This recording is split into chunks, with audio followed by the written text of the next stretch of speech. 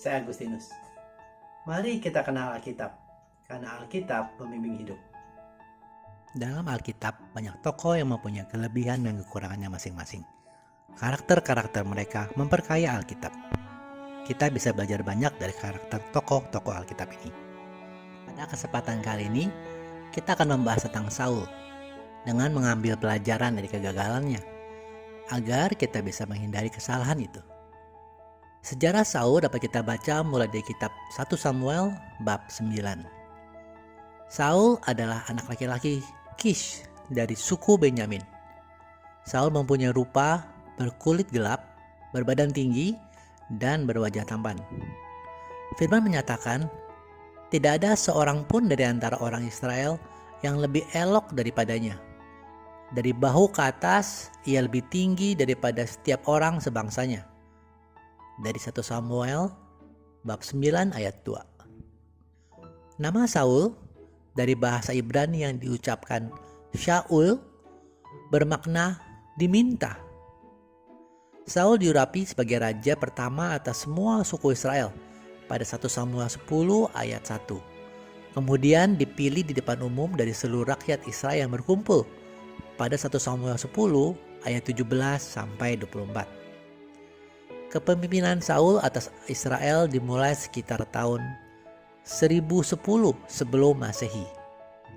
Salah satu perang yang terkenal dalam kehidupan Saul adalah pertempuran dengan kaum Filistin di lembah Elah. Di sini Goliat mengejek pasukan Israel selama 40 hari sampai Daud tampil dan mengalahkannya di 1 Samuel bab 17. Saul adalah seorang pemimpin militer yang kompeten dan memimpin bangsa Israel memenangkan beberapa pertempuran militer di masa jayanya. Akan tetapi, beberapa kesalahan serius terjadi karena ketidaktaatan Saul. Pada hari ini teman-teman, kita akan belajar tentang pentingnya ketaatan dari kegagalannya Saul. Dapat kita baca di 1 Samuel 13 ayat 9-12, yaitu peristiwa penyembelihan kurban yang tidak sah. Secara aturan, sebelum berperang, imam, yaitu Samuel di masa itu, harus mempersembahkan korban bakaran dan korban keselamatan kepada Allah. Akan tetapi, Samuel tidak datang-datang, dan Saul dengan pasukannya sudah menunggu 7 hari lamanya. Karena itu Saul menjadi tidak taat dan tidak sabar. Ia mengambil peran imam dan mempersembahkan korban. Tapi baru saja Saul habis mempersembahkan korban bakaran, Samuel datang. Hal ketaatan begitu penting bagi Allah, terutama dalam diri seorang pemimpin. Karena tindakan pemimpin akan mempengaruhi atau memberi teladan kepada yang dipimpin atau kepada rakyat. Jika pemimpin tidak taat, maka rakyat menjadi tidak taat. Karena ketidaktaatan Saul ini, Allah mengalihkan kerajaan Israel kepada calon raja yang lain, yaitu Daud, yang akan kita bahas di Rabu depan. Dapat kita baca di 1 Samuel 13 ayat 14.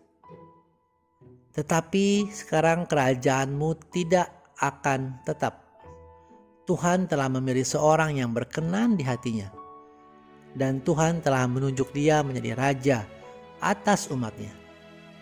Karena engkau tidak mengikuti apa yang diperintahkan Tuhan kepadamu.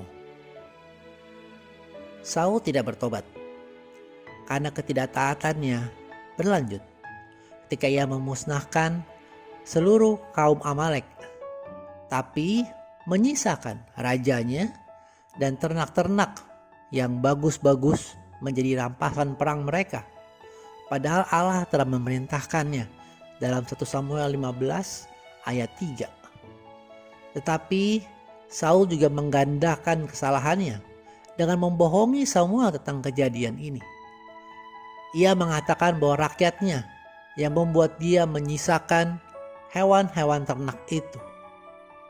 Dengan mencoba berbohong kepada Samuel, Saul juga artinya mencoba berbohong kepada Allah. Ketidakketaatan kali ini yang adalah merupakan garis akhir, sehingga Allah kembali menarik rohnya dari Saul. Putusnya hubungan antara Allah dan Saul ini merupakan suatu kisah yang sangat sedih di dalam Alkitab. Teman-teman, ingatlah untuk selalu mentaati Tuhan dan melakukan kehendak-Nya. Dan kita dapat mulai belajar taat kepada Allah dengan belajar mentaati dahulu otoritas kita yang kelihatan, seperti orang tua, guru, dan pemimpin kita. Karena kita akan sulit mentaati dan mengasihi Allah yang tidak kelihatan kalau saudara saja yang kelihatan tidak kita taati, tidak kita kasihi. Seperti tertulis dalam 1 Yohanes 4 ayat 20 berikut ini. Jikalau seorang berkata, "Aku mengasihi Allah," dan ia membenci saudaranya, maka ia adalah pendusta.